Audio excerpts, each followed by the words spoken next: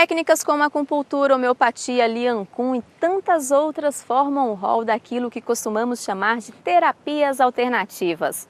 Alternativas para nós ocidentais, habituados aos tratamentos oferecidos pela medicina alopática, aquela que se desenvolveu a partir dos estudos de Hipócrates.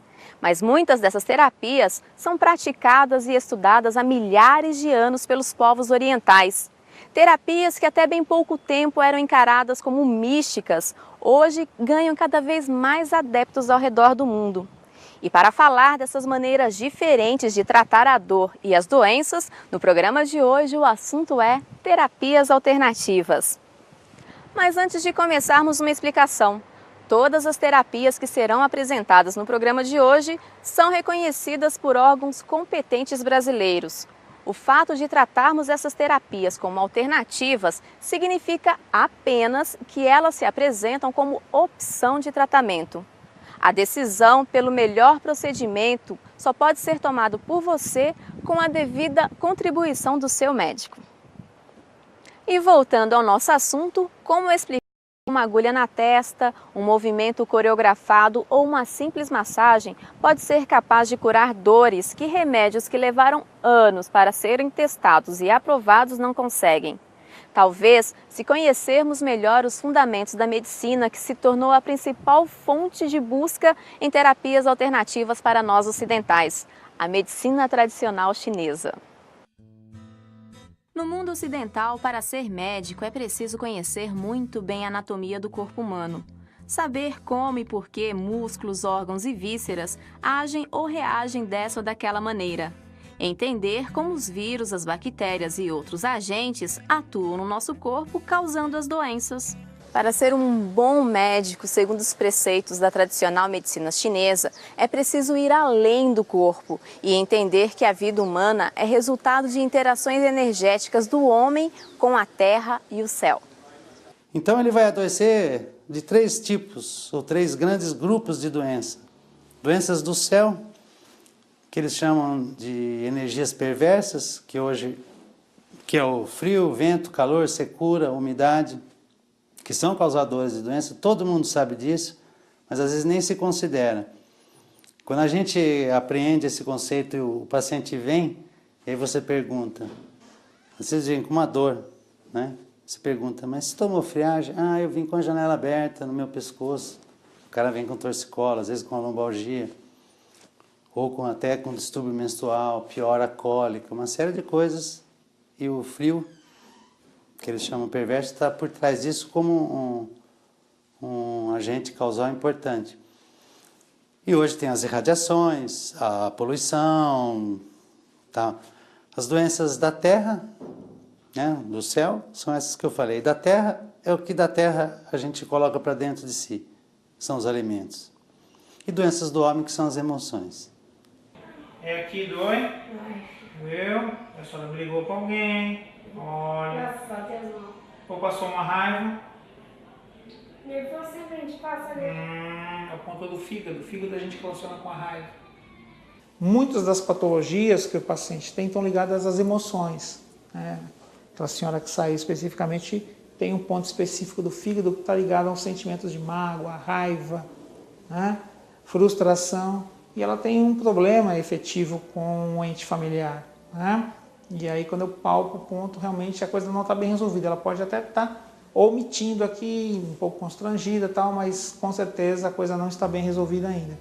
Assim como o fígado está para a raiva e o rancor, o rim está para o medo, o baço pâncreas para a preocupação, o coração para a alegria e a ansiedade e o pulmão para a tristeza. Esses órgãos, segundo a tradicional medicina chinesa, compõem o ciclo energético do nosso corpo. Os chineses acreditam que cada um dos elementos da natureza se relaciona e comanda um órgão, sendo que a água é relacionada aos rins, o fogo ao coração, a madeira ao fígado, a terra ao baço pâncreas e o metal se relaciona com o pulmão. A partir desse conceito, podemos dizer que esses 5 órgãos são os responsáveis por concentrar as energias que o nosso organismo recebe do meio externo e distribuí-las para o resto do corpo, numa rede energética chamada de meridianos.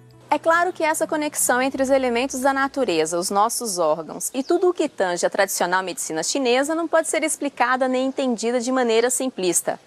Para entender as conexões entre meridianos, vísceras, nossos órgãos e emoções, é preciso anos de estudos. Mas conhecer esses conceitos é fundamental para entender os princípios da cura que vem dessa medicina milenar. Conceitos que explicam, por exemplo, como uma agulha espetada na ponta do dedo da Dona Rita melhora a sua dor na perna. Melhorou? É uma técnica que usa a inserção de agulhas em determinados locais do nosso corpo, que são chamados pontos de acupuntura, que pertencem e que, por serem pontos ao longo de um determinado trajeto, formam o que eles chamam de meridiano. Dentre as práticas da medicina chinesa, a mais conhecida, sem dúvida alguma, é a acupuntura. E sua história se confunde com a história da própria medicina tradicional chinesa. Nem mesmo entre os especialistas e estudiosos do tema existe um consenso a respeito de como e quando a acupuntura surgiu. Por conta disso, até os dias de hoje ainda são contadas muitas lendas que envolvem o seu nascimento. O imperador, amarelo, estava numa batalha. E ele, por cargas d'água, ele teve um ferimento importante que, de uma certa forma, o incapacitava para continuar a guerra. E dentro dessa coisa de procurar socorrer o imperador amarelo, ele machucou o tendão de Aquiles com um espinho. Com um espinho, um espinheiro, alguma coisa. E, por incrível que pareça, a dor dele desapareceu, a dor do ferimento que não tinha nada a ver com o tendão.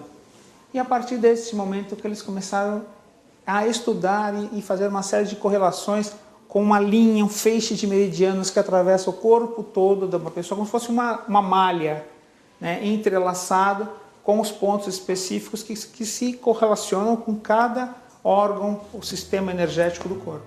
Apesar de disseminadas há cerca de 3 décadas no Brasil, as práticas terapêuticas da tradicional medicina chinesa por muito tempo foram vistas com um quê de misticismo. E não é difícil encontrar entre os próprios médicos especialistas nessas terapias aqueles que tiveram de comprovar seus resultados na prática antes de se render a elas. Eu era um atleta, fazia atividade física de alto rendimento, de alta performance. E eu fui fazer uma competição de triatlon em Santa Catarina. Eu estava com uma lombalgia, um quadro muscular que não melhorava, tomando anti-inflamatório de última geração, não melhorava. E eu estava ficando extremamente chateado, irritado, porque não estava melhorando. E eu, de uma certa forma, fui conversar com o William, que trabalhava comigo na época. O William deu uma risada para mim e falou assim: "Você quer que eu tire essa dor com uma agulha?" Eu falei: "Você está brincando comigo. Eu tomando anti-inflamatório já fazem 15 dias de última geração e você com uma agulhinha vai tirar minhas dores?" A competição estava se aproximando, quando faltava uma semana, eu falei assim: "Olha, se você tirar minha dor com essa agulha, quando eu voltar da competição eu vou fazer o curso."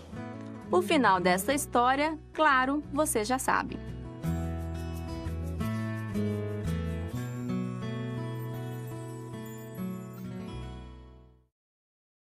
Liankun, acupuntura, homeopatia. Terapias que muitos ainda consideram como sendo da chamada medicina alternativa, mas que ganham cada vez mais adeptos entre os brasileiros. É o que você confere no próximo bloco.